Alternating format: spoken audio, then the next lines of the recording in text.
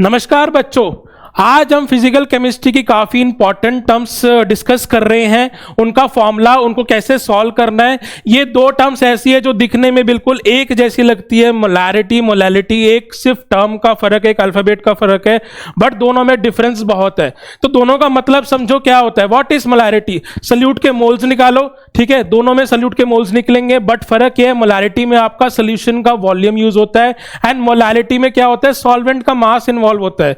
तो major difference between molarity and molality is that कि molarity आपकी वॉल्यूम पे डिपेंड करती है, और किसका वॉल्यूम होता है, सोल्यूशन का होता है। मोलैलिटी किस पे डिपेंड करती है, सॉल्वेंट के मास पे डिपेंड करती है।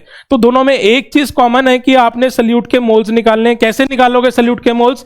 एक मास आपको दिया होता है, एक पूरे सल्यूट का जो मोलर मास होता है, एक फिक्स मास होता है। जब उन दोनों को डिवाइड करोगे आपको सल्यूट के मोल्स निकल जाएंगे। तो हमारे सल्यूट के मोल्स आ जाएंगे। देन उसके बाद क्या है, नीचे आपका वॉल्यूम ऑफ सोल्यूशन इन्वॉल्व होता है। यहाँ पे ध्यान से देखो, यहाँ पे क्या इन्वॉल्व होता है, मास ऑफ सॉल्वेंट इन्वॉल्व होता है। तो ये मेजर डिफरेंस है मोलैरिटी मोलैलिटी में। तो जो भी कंफ्यूजन है, जिसको भी कंफ्यूजन होती है, तो एक चीज का ध्यान रखना कि मोलैरिटी की जब बात हो रही है तो वॉल्यूम की बात होगी, मोलैलिटी की जब बात होगी तो मास की बात होगी। ठीक है, सल्यूट को हम किससे डिनोट करते हैं? तो गिवन मास का सिंबल होता है W, तो W लिखा है। नीचे B का मतलब क्या होता है, what is the meaning of B? जब भी आप B लिखते हो किसी के नीचे, दैट मीन्स सल्यूट की बात हो रही है। एंड जब आप A लिखते हो दैट मीन्स सॉल्वेंट की बात हो रही है।